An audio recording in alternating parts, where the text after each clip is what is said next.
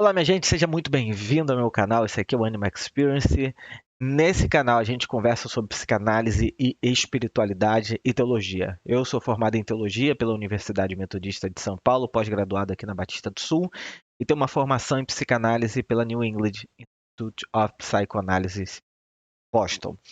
E o meu objetivo aqui é analisar discursos e eventos e falas e por aí vai que tenham a ver espiritualidade, psicanálise e tentar fazer uma reflexão a partir disso. Eu comecei essa série escolhendo os discursos, as pregações do Ed Renekiewicz, da IBAB, em que ele se pretende falar sobre saúde emocional do ponto de vista bíblico e da orientação que ele tem teológica. Então, vamos lá. Esse discurso que a gente vai assistir juntos aqui, enquanto eu vou fazendo alguns comentários, é O Perdão dos Pecados e a Cura da Alma, que foi feito no dia 6 de outubro de 2024. Eu vou colocar aqui na velocidade 2 para que a gente possa assistir e eu vou fazendo alguns comentários enquanto eu ouço o que o Ed tem a dizer. Vamos lá. Quero lhes falar sobre o perdão dos pecados e a saúde da alma. Como é feliz aquele que tem suas transgressões perdoadas e seus pecados apagados. Como é feliz aquele a quem o Senhor não atribui culpa e em quem não há hipocrisia ou em quem não há dolo. Enquanto eu mantinha escondidos os meus pecados, enquanto eu calei os meus pecados, o meu corpo definhava de tanto gemer, pois dia e noite a tua mão pesava sobre mim. Minhas forças foram se esgotando como em tempo de seca. Então reconheci diante de ti o meu pecado e não encobri as minhas culpas. Eu disse, confessarei as minhas transgressões ao Senhor e tu perdoaste a culpa do meu pecado. Portanto, que todos os que são fiéis orem a ti enquanto podes ser encontrado. Quando as muitas águas se levantarem, elas não os atingirão. Tu és o meu abrigo, tu me preservarás das angústias e me cercarás de canções de livramento. Eu o instruirei e o ensinarei no caminho que você deve seguir. Eu o aconselharei e cuidarei de você. Não sejam como o cavalo ou o burro, que não têm entendimento, mas precisam ser controlados com freios e rédeas. Caso contrário, não obedecem. Muitas são as dores dos ímpios, mas a bondade do Senhor protege quem nele confia. Alegrem-se no Senhor e exultem, vocês que são justos. Cantem de alegria, todos vocês que são retos de coração. Amém. A tradição judaico-cristã é acusada de criar uma religião baseada na culpa. Temos, inclusive, essa expressão, né? A velha culpa judaico-cristã. Não está de todo equivocada esta acusação, porque, de fato, e digo do meu lugar de fala, que é a tradição cristã de origem reformada, da reforma protestante, baseada na afirmação categórica da justificação pela fé, do conceito de salvação como livramento da condenação e da danação eterna, do inferno. E, de fato, a nossa tradição evangélica parece que começa a ler a Bíblia a partir de Gênesis 3. É como se não tivesse Gênesis 1 e 2. Porque a primeira coisa que falamos a respeito do ser humano é que ele é pecador. Você é pecador, você é pecadora. Nós temos uma mentalidade religiosa baseada em pecado e gestão e administração de pecado. Você é pecador. Quando, na verdade, a primeira coisa que a Bíblia Sagrada nos diz a respeito de nós é que fomos criados à imagem e semelhança de Deus. Mas nós começamos com um aspecto negativo do pecado. O pecado que gera uma indireta ou direta sugestão de condenação, de julgamento, condenação e punição. Então, nós lidamos, na nossa tradição religiosa, com a questão da culpa. E lidamos com a questão da culpa de um jeito muito ruim.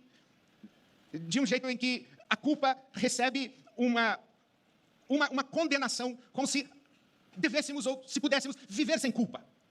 Aqueles que criticam a culpa como uma experiência da nossa tradição religiosa, espiritual, judaico-cristã, na sua crítica estão sugerindo, olha, bom seria que ninguém sentisse culpa, bom seria que ninguém tivesse culpa, bom seria que ninguém fosse atormentado pela culpa. Entretanto, sem culpa não existe moral. Se, como seres humanos, não tivéssemos a capacidade, a sensibilidade espiritual para experimentarmos a culpa, nós seríamos reduzidos a bichos. Nós estaríamos privados do sagrado imperativo de responsabilidade moral sobre as nossas vidas. Nós não teríamos escolhas.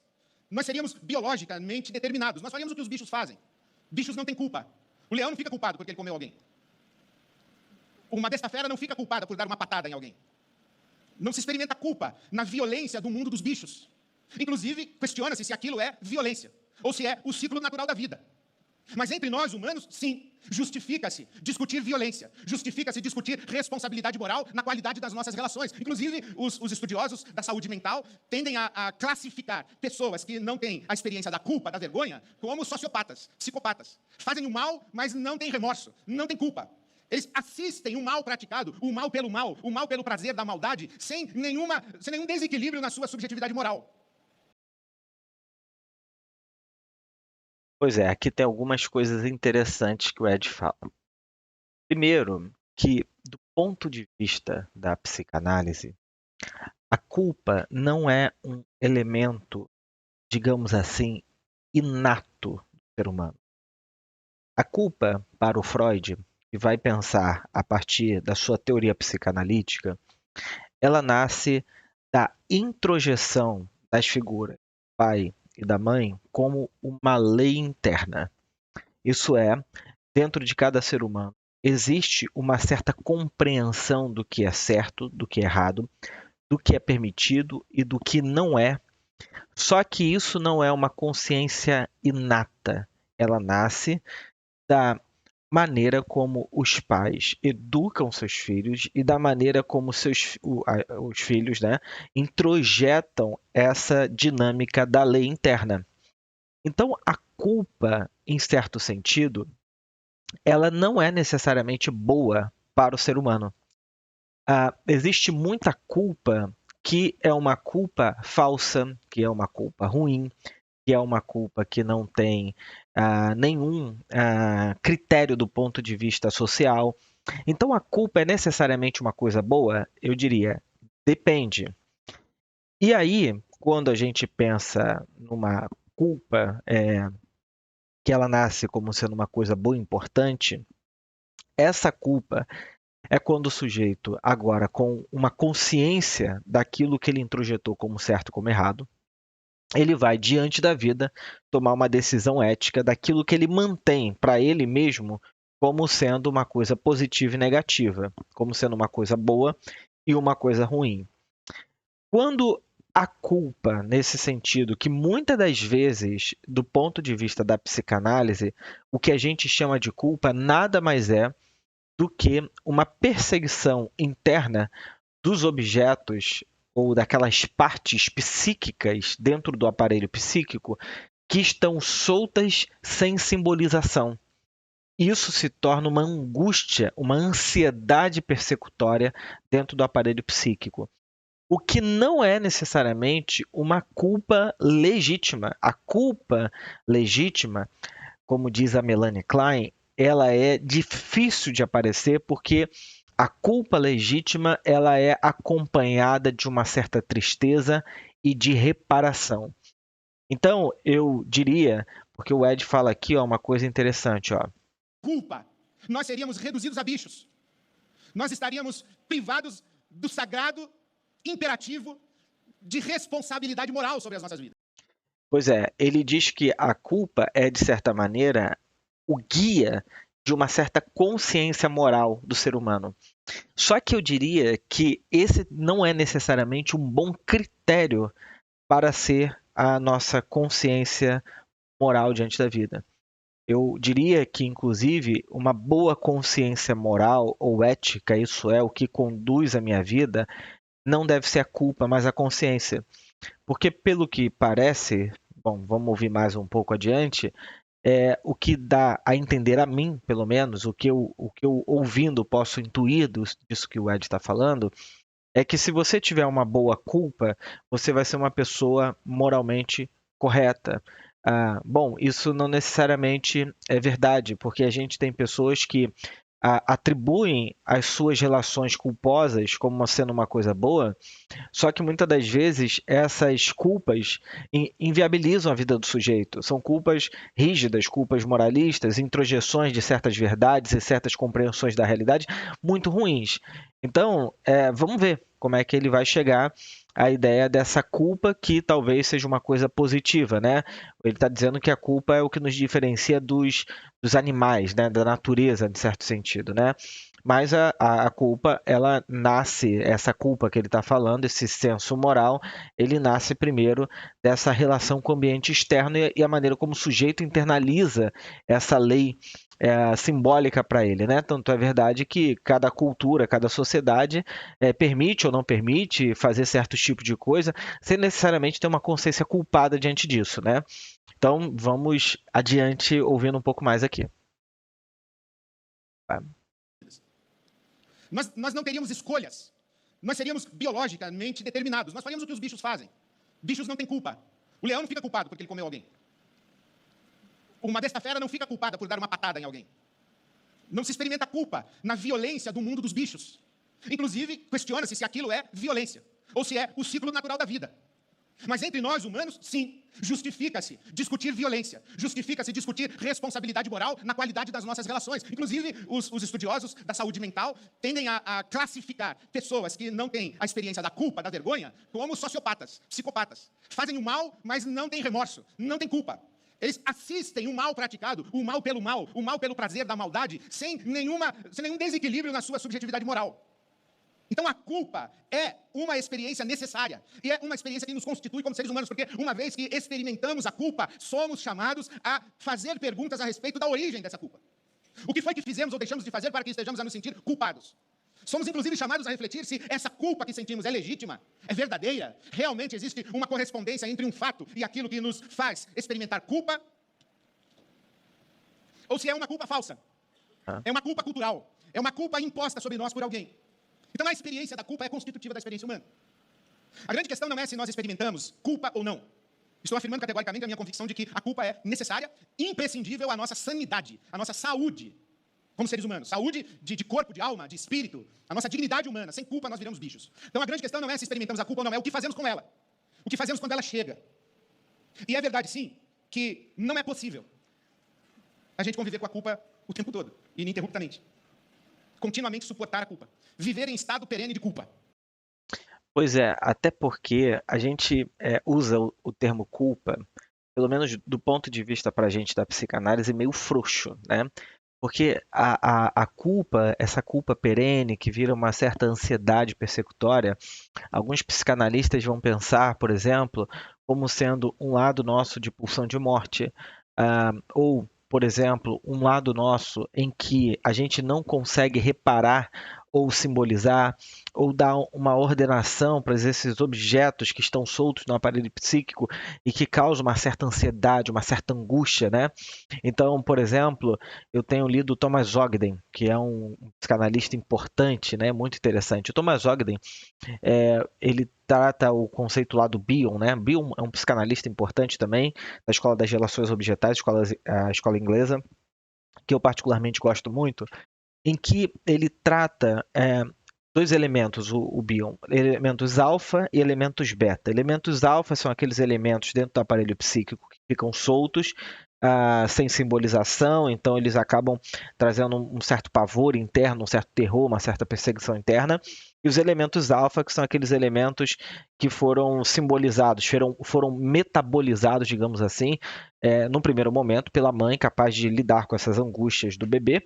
E na vida adulta, se essa pessoa tiver a capacidade interna de lidar com isso, ela vai metabolizando de modo que aquilo se organiza dentro da cabeça dela. Se não se organizar, o que acontece é que esses elementos que ficam aqui dentro, eles vão desorganizando o sujeito. E para muita gente, na prática clínica, a pessoa diz, eu estou me sentindo culpado, né? A palavra culpa, por isso que eu estou falando que a culpa sem um critério muito claro, ela fica como essa perseguição interna, para usar um termo simples, para ser entendido por todo mundo, que fica trazendo um pesar diante, o sujeito fica se sentindo angustiado diante daquela perseguição interna. Isso não é, digamos assim, uma culpa, é uma perseguição interna, é diferente de culpa. Mas vamos lá ouvir um pouco mais do que ele tem a dizer. Opa. Aqui. E por que não é possível conviver com a culpa? Viver com a culpa pesando sobre os nossos ombros o tempo inteiro? A gente desenvolve mecanismos para se livrar da culpa. Por exemplo, a autojustificação. Nós somos especialistas em racionalizar os nossos pecados, os nossos erros, as nossas falhas, as nossas faltas, as nossas ofensas, os nossos agravos a outras alteridades. Isso seria o que nós chamaríamos de um mecanismo de defesa.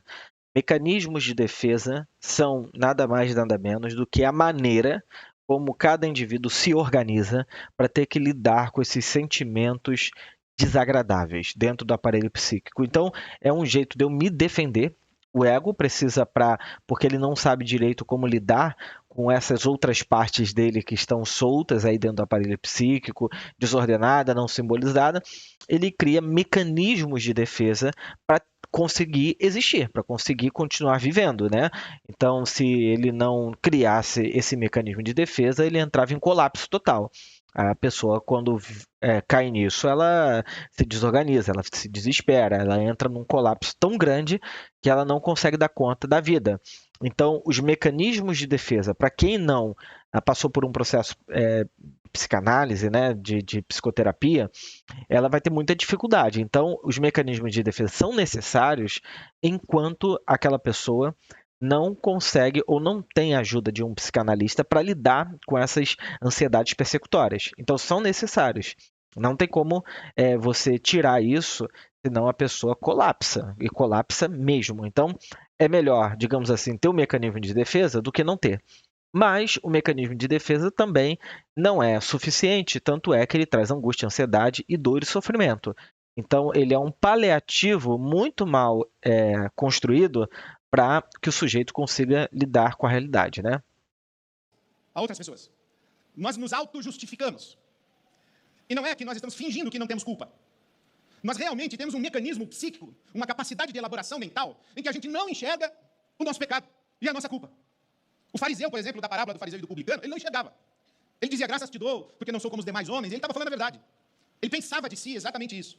Pessoas que a psicologia moderna vai falar sobre a repressão da consciência. Elas jogam a culpa para um lugar fora do alcance da sua consciência. Então elas não se sentem culpadas. Mas elas não estão mentindo. Elas realmente acreditam isso a respeito de si. A segunda maneira como nós tentamos nos... Seria esse mecanismo que eu estou falando, né? O mecanismo de você esconder, né? E aí o ponto não é nem esconder a culpa, é isso que eu estou falando. A coisa aqui não é a culpa, são esses sentimentos desagradáveis diante da realidade. Eu não quero lidar com esses sentimentos, né? E aí não tem a ver com o fato da pessoa ter feito alguma coisa. Aquilo que a pessoa faz na vida adulta, geralmente, não está recalcado. Ela lembra, né? Ela lembra, ela tem consciência daquilo. E esses mecanismos de defesa são feitos para sentimentos que não são agradáveis. Inclusive, muitas coisas que a pessoa faz, que a gente consideraria um erro grave, é às vezes um jeito da pessoa lidar com a própria culpa interna, com a própria angústia interna, com os próprios sentimentos internos. Então ela faz coisas que são, digamos assim, para a cultura e para a religião um pecado, para ter que lidar com uma ansiedade interna. Então é um paliativo, é um jeito de taponar aquele sentimento que está desagradável dentro dela. Bom, vamos lá. livrar da culpa, acredito eu, é desenvolvendo uma religião legalista, moralista e objetiva. O que quero dizer com isso? Regras muito claras de pode e não pode. Isso que nós chamaríamos, obviamente, de uma neurose obsessiva, né? O Freud falava que a neurose obsessiva é uma espécie de religião da mente, que o sujeito cria uma série de ordenamentos, uma série de regras, para não ter que tomar contato com esses objetos de angústia interna, né? Então, é um jeito dele também se defender da angústia. Regras mensuráveis de pode e não pode. A saia pode até aqui. Domingo é dia de ir na igreja. 10% é o que você deve devolver a Deus do seu dinheiro. Não pode fumar, não pode beber, não pode fazer sexo fora do casamento. Não pode matar, não pode roubar e não pode mentir. Isso tudo é muito claro, definido, objetivamente mensurável. E as pessoas que vivem essa religião do pode e não pode, do legalismo moralista, elas acham que, cumprindo essas regras claras, elas não têm pecado e não têm culpa. Agora, você sabe que no Sermão do Monte Jesus diz que as regras não são tão claras. Que não basta você não matar, a questão é se você odeia. Não basta você não cometer o adultério ou concretizar o adultério. A questão está na lascívia, na luxúria, inclusive do seu olhar e daquilo que habita o seu mundo interior, objetificando corpos e pessoas para o seu próprio prazer. Jesus joga a questão da culpa não para o gabarito dos mandamentos muito claros. Jesus joga a questão do pecado e da culpa para o nosso coração, a nossa interioridade, a nossa subjetividade. Pois é, agora fazendo uma análise teológica, não me parece que Jesus está falando de culpa, né? Nem no sentido teológico. Me parece que ele está falando mais sobre de onde surgem os desejos humanos, que não nasce no ato, nasce primeiro na subjetividade humana. Nesse sentido, Jesus é profundamente psicanalítico. Para ele, não é o comportamento, em primeiro lugar, que é a coisa mais importante de ser observado. Jesus não era comportamental. Ele era, em certo sentido, e aqui eu não quero fazer um anacronismo, mas ele era, em certo sentido, uma pessoa que observava primeiro as intenções, a subjetividade humana, para então observar os atos. Então, o que o Ed está citando, que parece ser a mesma coisa, eu faria uma separação. Eu faria uma separação dizendo que ali não se está conversando sobre culpa ou culpabilidade, mas sim sobre de onde surgem os desejos, as vontades, o que nós poderíamos pensar, por exemplo, a partir do id, né?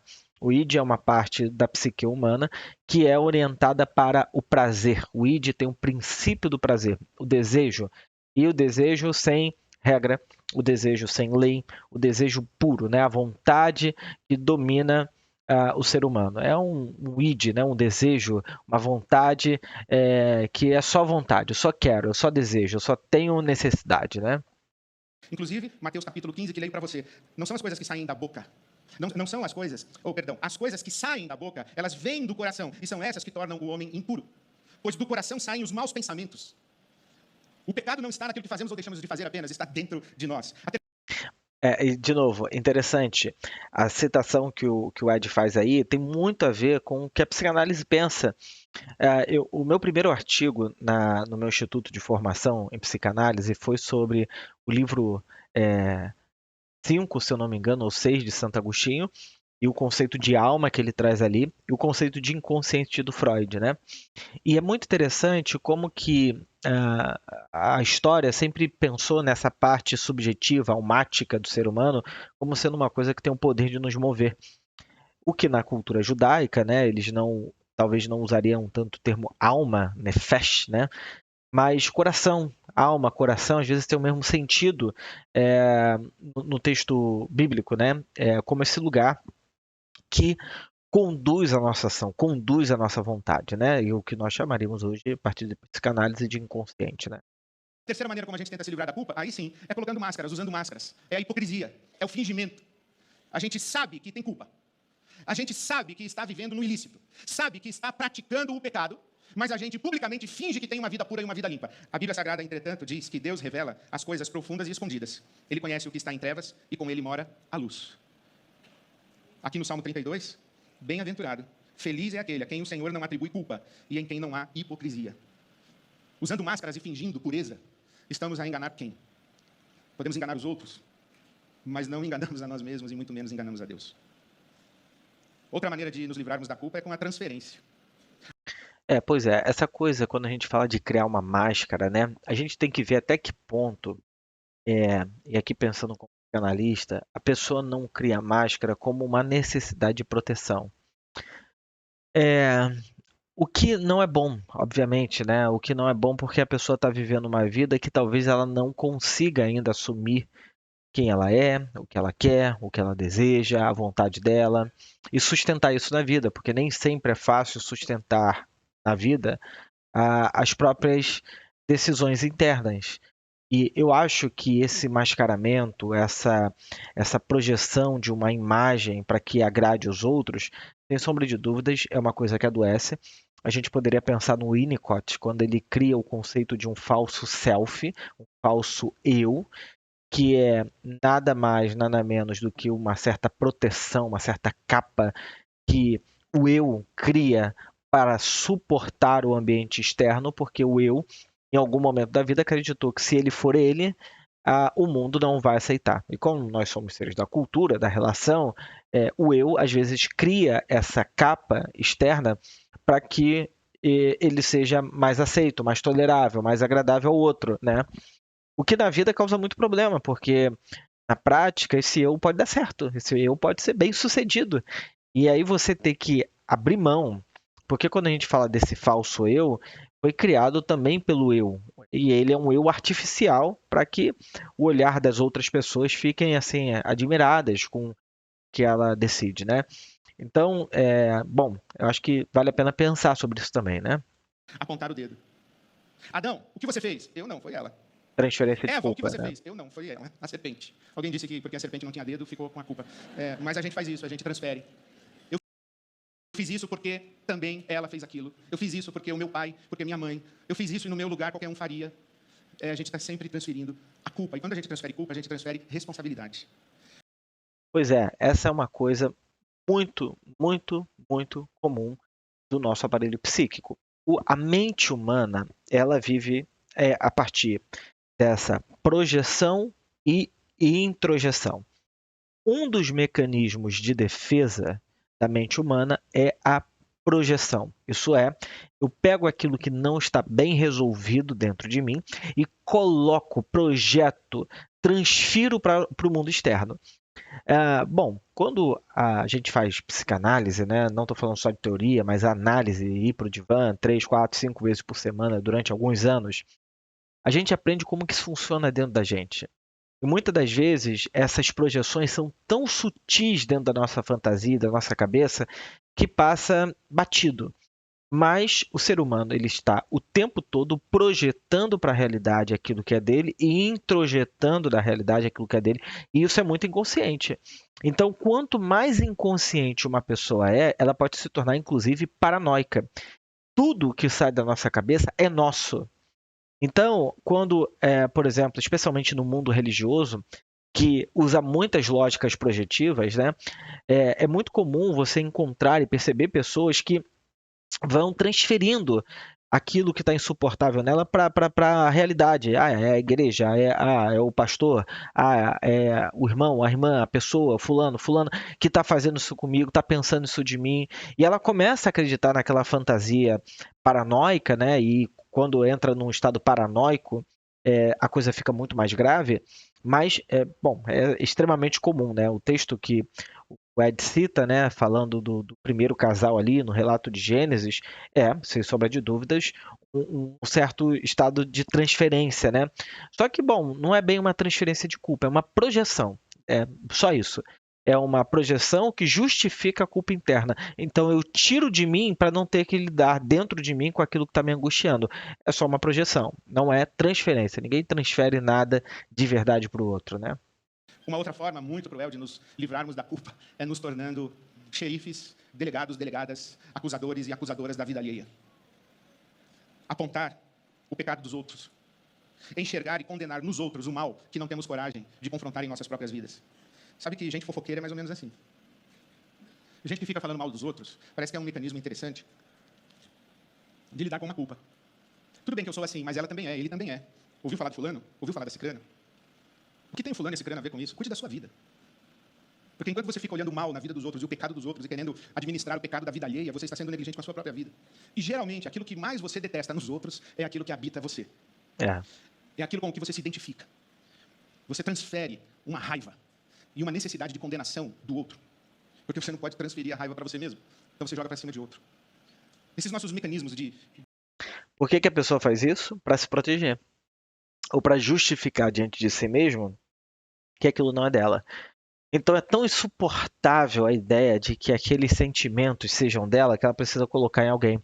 Transferência, transferência, transferência. Por isso que um caminho ético de lidar consigo mesmo é reconhecendo que, inclusive, coisas que eu acho péssimas me habitam. Essa é a única maneira da gente realmente, talvez, conseguir começar a encontrar um caminho de vida para gente. Talvez. Porque o caminho, a jornada para isso é muito longa e muito desafiadora. De lidar com a culpa geram algumas consequências. Por exemplo, solidão. Ninguém gosta de ficar perto, ter amizade, conviver com gente mal resolvida. Ou gente que é hipócrita e pensa que a gente não vê as máscaras. Ou gente que é perfeitinha, santarrona, beata. Ninguém suporta.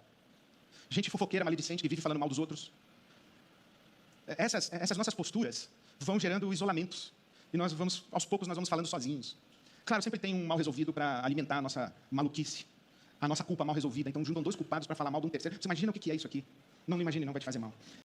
Sem dúvida, as coisas funcionam assim, né? A gente tem pessoas que funcionam como uma esponja, são meio porosas psiquicamente e que elas precisam e se alimentam dessas lógicas projetivas, né? Isso mexe com o seu mundo imaginário e com certeza eu diria que em muitos casos a pessoa pode inclusive encontrar um caminho de solidão, especialmente porque ela conseguiu lidar consigo mesma, né? Então, encontrar saúde em uma sociedade projetiva, às vezes doente, às vezes emocionalmente quebrada, é, na verdade, ficar meio solitário, porque a gente ama, quando eu falo a gente, o ser humano ama se alimentar, como diz a Melanie Klein, daquilo que é de trágico no mundo. Não é à toa que vende muito mais jornalismo de tragédia do que jornalismo bom, que fala de coisas mais informativas, que educam, melhoram a qualidade de vida do ser humano. Mas a gente ama, a gente pega a rede social, internet, essas coisas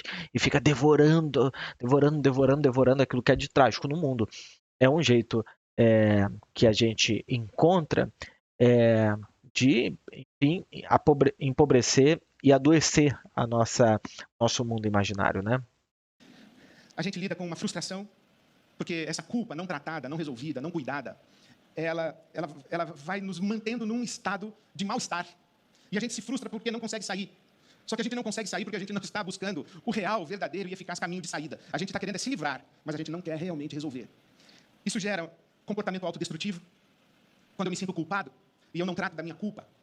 Quando eu carrego comigo uma consciência de pecado, inconscientemente eu acredito que mereço ser descoberto, flagrado e punido. Então eu começo a desenvolver comportamentos autodestrutivos. Eu começo a arrumar confusão em volta de mim, porque alguém precisa ver que eu sou uma pessoa que precisa ser castigada. É um mecanismo muito equivocado de tratar da culpa e do mal e do pecado. Gera também uma... Essa fala do Ed é muito interessante, porque é exatamente isso, né?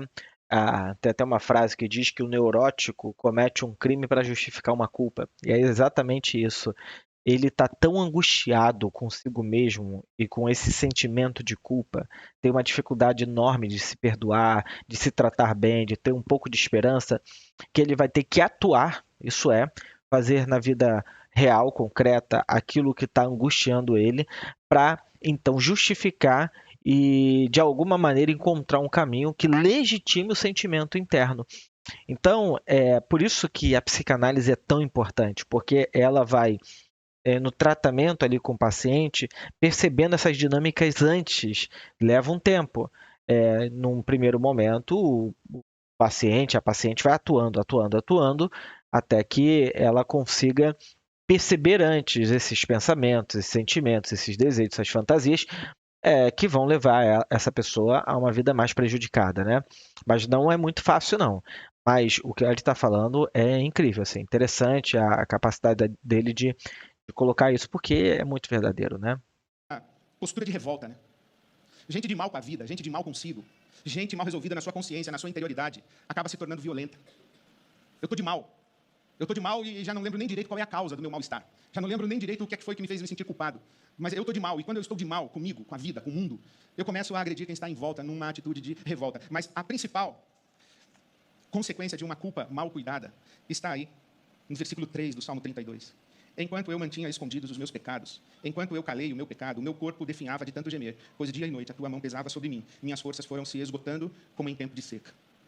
A culpa não cuidada adoece. Adoece o corpo. E aqui estou falando de doenças físicas mesmo.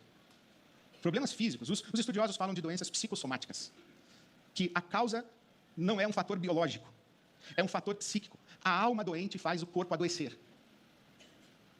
E o nosso silêncio,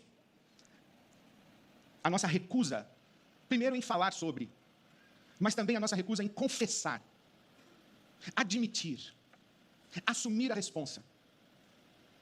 E assumir que existe dentro de nós uma dimensão capaz da maldade. E eu queria fazer um parênteses com você, que é a diferença entre desculpas e perdão. Eu marquei de almoçar com você amanhã, às 13 horas, no shopping, aqui perto. Mas quando eu saí de casa, teve um acidente na avenida, e eu fiquei preso no carro. E quando eu fui ligar para você, eu percebi que havia deixado o meu celular em casa. Então eu não tive comunicação com você.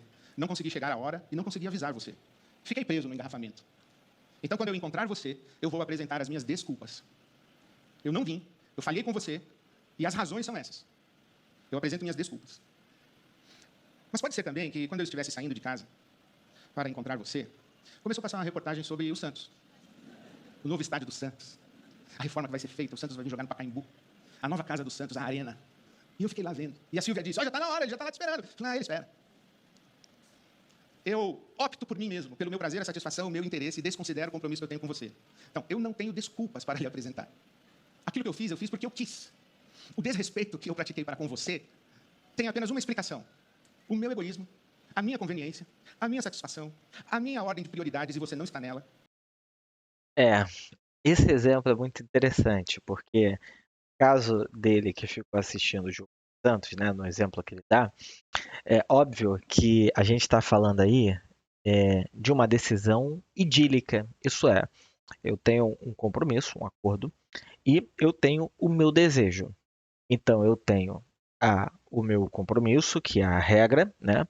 E eu preciso uma função super egóica, né? Um ego de lei que me diga levanta do sofá e vai lá encontrar o seu amigo, porque você combinou isso com ele.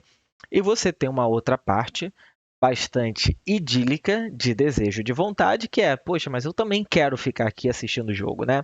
Então, pois é, nesse caso, o que o ego, o eu vai fazer é negociar entre a vontade e a regra, né?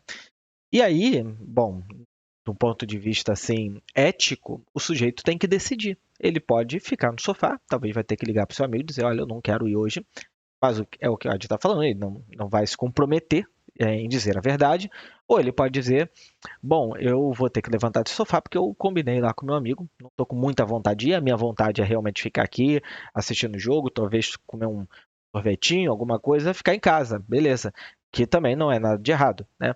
Então, é uma negociação. Aí ele fala o seguinte, no primeiro exemplo, eu estava no carro e quando eu vi, eu deixei o telefone em casa.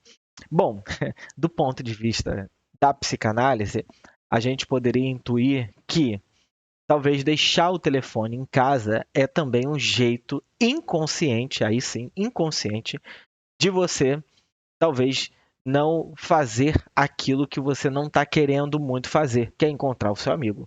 Então, acho que de alguma maneira, no exemplo que ele dá, inconscientemente, ele não quer encontrar o amigo. Só que de um lado tem a responsabilidade, que diz: eu fui, mas esqueci meu telefone, e do outro lado tem o lado idílico, mais consciente, que diz: eu não quero ir, eu fico em casa e dá uma desculpa, né? Pois é, pelo, pelo exemplo, eu diria que nenhum dos dois lados quer ir encontrar o amigo, né? Um mais consciente, outro mais talvez inconsciente, porque a gente toma decisões inconscientes e sem perceber, a gente faz coisas que depois a gente se dá conta e fala, ih, esqueci, ih, não percebi isso, ih, não percebi aquilo. Pois é, essas não percepções também para a psicanálise são decisões, mesmo que inconscientes, éticas diante do nosso próprio desejo, né? Sou eu mesmo. Então eu te peço perdão. Eu poderia dar outros exemplos, mas o que quero dizer é que existe dentro de nós uma capacidade de fazer o mal, sem justificativa, senão a opção que fazemos em favor de nós mesmos. E nessa opção, nós passamos por cima de pessoas, nós usamos pessoas, nós abusamos das pessoas, nós somos violentos contra as pessoas, nós falhamos no cumprimento da nossa palavra para com as pessoas, nós sacrificamos as pessoas para não sacrificarmos a nós mesmos. Isso chama maldade. Nós deixamos de fazer aquilo que a nossa consciência sabe que deve ser feito, que é o certo a fazer. Pois é. É, sim, existe. Bom, vou continuar aqui. Por quê? Porque optamos por nós mesmos. E ponto final. Isso se chama maldade. E a resposta para isso é falar a respeito. Confessar. A palavra confessar, ela significa literalmente homologar. É dizer assim, sim, o senhor tem razão. Quando Deus diz assim, Ed, você é um sujeito egoísta. Eu digo, sim, senhor, o senhor tem razão. Eu homologuei, eu confirmei. Eu dei razão a Deus no veredito que ele emitiu a respeito de mim. Isso é confessar. Isso é, eu admito que sou isso aí que o Senhor está falando. Então, a porta de saída dessa experiência de culpa não pode ser outra senão falar a respeito. Olha como a Bíblia, a mensagem, traduziu o versículo de número 3. Eugene Peterson.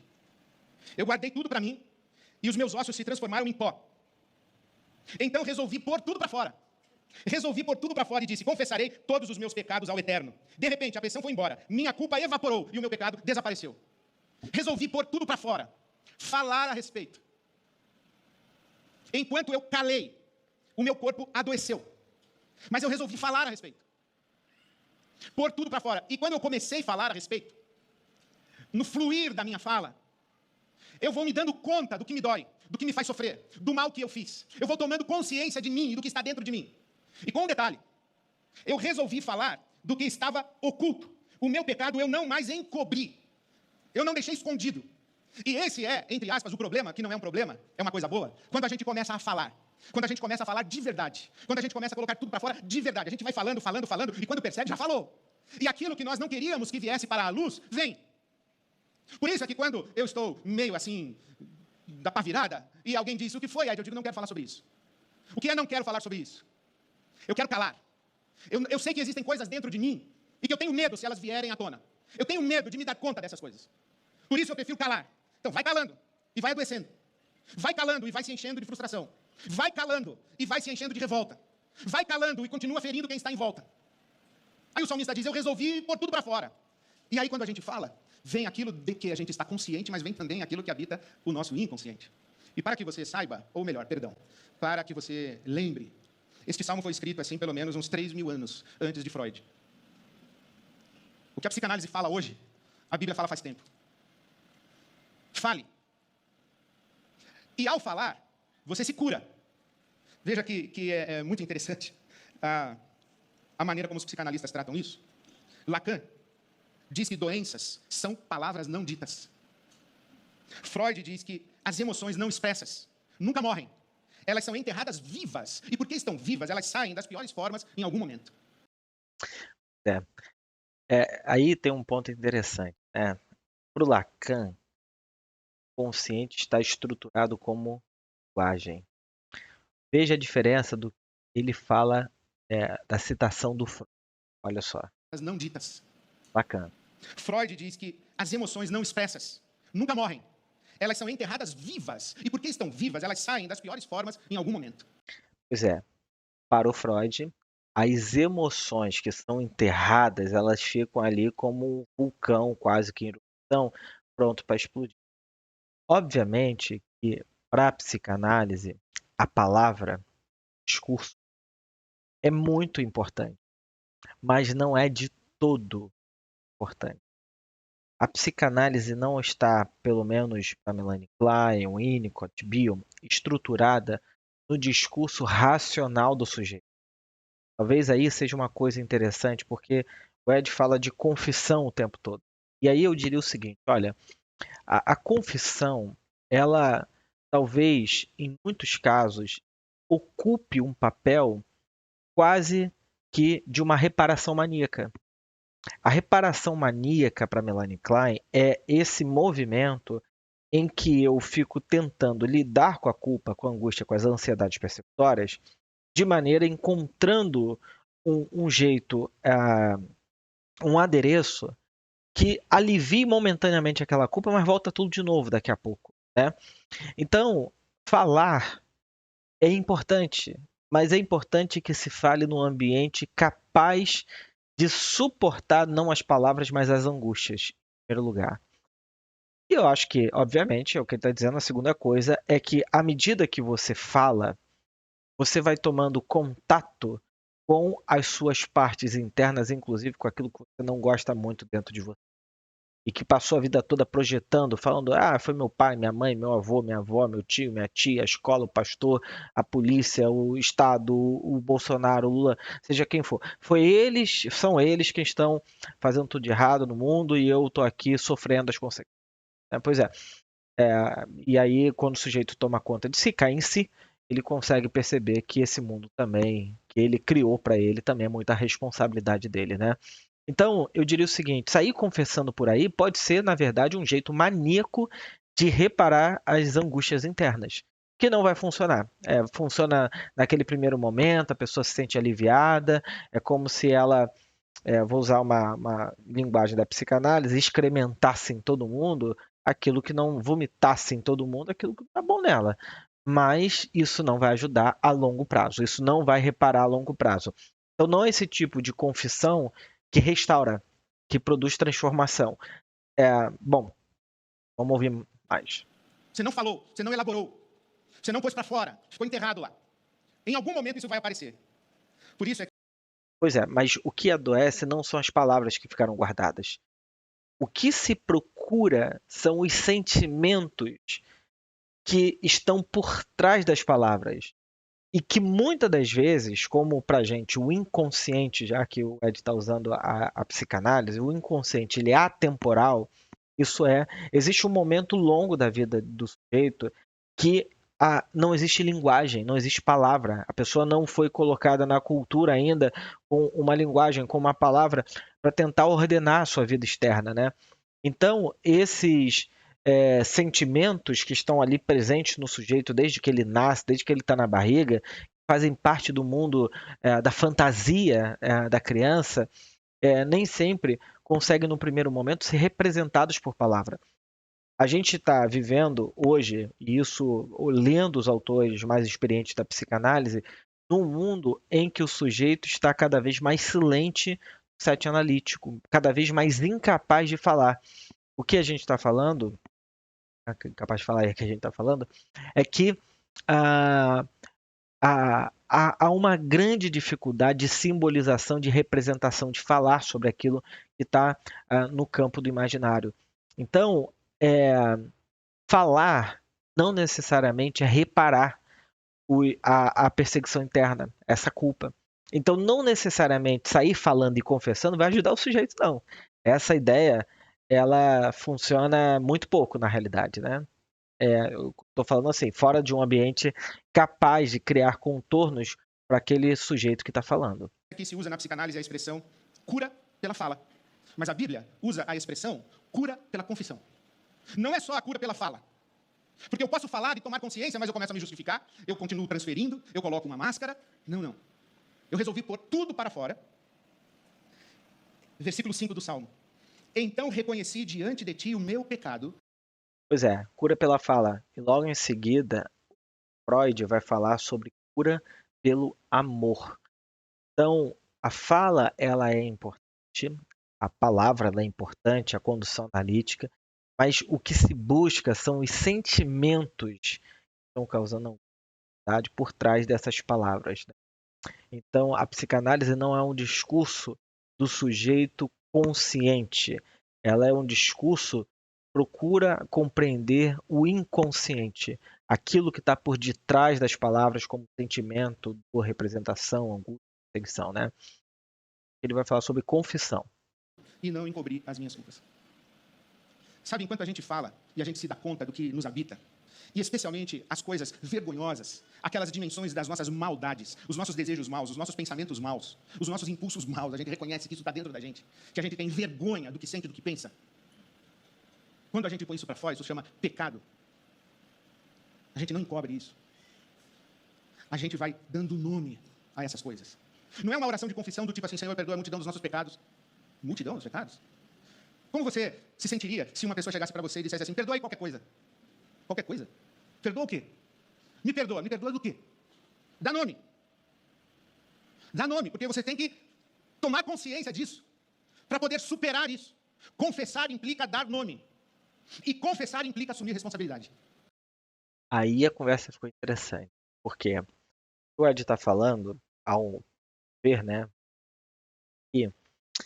é que quando a pessoa ela toma consciência daquilo que ela produz de mal no laço social e para ela mesma, ela pode começar a encontrar caminhos de reparação, de colocar um interdito, isso é uma pausa, um fim naquele caminho de uma certa autodestrutividade para si mesma e para as outras pessoas, né? Porque todo mal que a gente faz para a gente, muitas vezes, ele deságua na nossa relação com outras pessoas.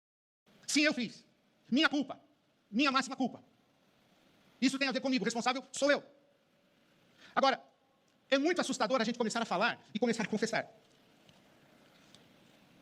Por isso, é muito importante que a gente tenha uma profunda convicção a respeito do Deus para quem a gente confessa e do Deus com quem a gente fala. Esses dias eu recebi uma mensagem de uma pessoa muito querida, um casal muito querido, e eu tenho certeza que eles estão me ouvindo agora e eu quero mandar um beijo para eles lá em Belo Horizonte. Sabem com quem eu estou falando? Essa irmã convive com uma enfermidade crônica, já há mais de 20 anos. E ela me pergunta, será que Deus está me punindo? E eu disse a ela, jamais. Deus não é sádico. Deus não é sádico para punir. Mas Deus é pai amoroso o suficiente para deixar a mão no seu ombro. Eu não sei como que você lê essa expressão, a tua mão pesava sobre mim, versículo 4. A tua mão me castigava, o Senhor me açoitava, me punia, ficava jogando na minha cara o meu pecado o tempo inteiro, e eu de noite chorando, minhas lágrimas secando. Ou a tua mão pesava sobre mim porque repousava sobre o meu ombro. Porque me interpelava para uma conversa. Porque dizia para mim, eu estou aqui, fale comigo. Eu quero perdoar você. Eu quero que você passe por essa experiência libertadora, transformadora, terapêutica, de cura. De você colocar tudo para fora, admitir o seu mal e a sua maldade, o seu pecado, qualquer que seja ele. Porque isso é libertador. E eu não vou rejeitar você, não vou punir você, não vou castigar você, eu vou te perdoar. Olha o que diz o versículo 1. Como é feliz aquele que tem suas transgressões perdoadas e seus pecados apagados. Olha como o Eugene Peterson traduziu na Bíblia a mensagem. Como é feliz aquele, como é afortunado aquele. O Eterno não tem nada contra você. Você tem ficha limpa com Deus. Ficha limpa. O nosso Deus é Deus perdoador. Se tu, soberano Senhor, registrasses os pecados, quem escaparia? Nas tuas mãos, contudo, está o perdão. Salmo 100. Pois é, interessante essa coisa do Salmo que diz que a tua mão pesava de noite sobre mim e os meus ossos foram definhando, envelhecendo, né? Pelo que dá a entender, na lógica por desse Salmo, ele estava adoecendo pela falta de confissão de alguma coisa que ele fez, de um pecado, e que o silêncio dele o adoecia. Então, quando ele confessou, ele se sentiu aliviado daquilo que ele carregava como um sentimento difícil dentro dele, né? Bom, o que me parece um pouco diferente e agora pensando teologicamente, do Novo Testamento, que onde o perdão, digamos assim, ele é oferecido para a humanidade por uma decisão unilateral de Deus, né? Então, o salmista, ele precisava confessar para se sentir perdoado, né? Bom, essa é uma... Quem é comparável a ti, ó Deus, que perdoas o pecado e esqueces a transgressão? Tu que não permaneces irado para sempre, mas tens prazer em mostrar amor. De novo terás compaixão de nós, pisarás as nossas maldades, atirarás todos os nossos pecados nas profundezas do mar. O nosso Deus é Deus que perdoa. Tomar posse do perdão de Deus, mas tem um caminho, né? Colocar tudo para fora, admitir, dar nome, confessar. Isso é uma experiência profunda de transformação de consciência. Não é uma experiência burocrática com Deus. Porque se a gente não passa pela transformação de consciência, a gente vai precisar de rédea e cabresto. E vai ficar vivendo no ciclo do pode, não pode, obedece, desobedece, me engana que eu gosto, hipócrita, culpa, frustração, porque não teve a experiência de transformação de consciência. O salmista aqui, ele disse para mim, literalmente, deixa de ser burro, Ed. Deixa de ser burro. Coloca tudo para fora. Fale. Creia que enquanto você fala, o Espírito Santo intercede por você com gemidos inexprimíveis. E vai trazer à sua consciência aquilo que te machuca, aquilo que está doendo, aquilo que deixa você viver assombrado, com essa sensação de que Deus vai te castigar a qualquer hora, ou que você merece mesmo ser castigado. Deixa o Espírito Santo de Deus trazer isso. Sonda-me, ó Deus, e conhece o meu coração, vê se há em mim algum caminho mau. Então fala. E à medida que o Espírito Santo fala com você, confessa, admite, não varre para debaixo do tapete. Assuma, coloque na luz. Sabe o que eu aprendi com um amigo muito querido? Ele disse para mim uma vez, pastor, tudo que está na sombra, na escuridão, o diabo usa. Quando você traz para a luz, o diabo perde acesso. Traz para a luz. Não deixa lá no escondido. Fale. Creia que o Espírito Santo fala com você e guia a sua fala. Confesse, admita. E descanse no perdão de Deus. Ficha limpa para você. Deus não é um Deus que castiga, Deus é um Deus que perdoa. Deus não é um Deus que pune, é um Deus que perdoa. Perdoar é dar a oportunidade de começar de novo, de novo, de novo. Nós vamos para a mesa do Senhor. Nós vamos celebrar a ceia em memória de Jesus Cristo, nosso Senhor. Vamos recordar o seu corpo partido e o seu sangue derramado. Mas eu queria ler para você o que fazemos agora. Pois bem, minha gente, esses são os meus comentários sobre a fala do Ed. É importante lembrar de um texto do Freud, repetir, recordar, elaborar, em que o Freud vai dizer que antes de haver um processo de elaboração, muitas das vezes o sujeito repete, até conseguir tomar contato com esses objetos traumáticos e adoecedores, para que então ele consiga elaborar. Não é um processo da noite para o dia, processo rápido, imediato. É um processo que dura um longo período, às vezes quase uma vida toda, né? Um processo de análise, a gente brinca que a pessoa deita no divã e repete, repete. E isso se passaram 1 ano, 2 anos, 3 anos, até que então ela consiga recordar e depois então elaborar. É um processo longo. A vida humana ela tem uma complexidade muito profunda, muito interessante. Mas o produto final é que depois de ter repetido, recordado e elaborado, a pessoa consegue então encontrar novos caminhos de vida. Então essas são as minhas contribuições sobre o discurso do Ed Renekiewicz sobre o perdão de pecados e a cura da alma, do dia 6 de outubro de 2024. Deixa o like aí, escreva seus comentários, façam indicações de vídeos e discursos e palestras que tenham e que possam relacionar psicanálise e espiritualidade. E até a nossa próxima.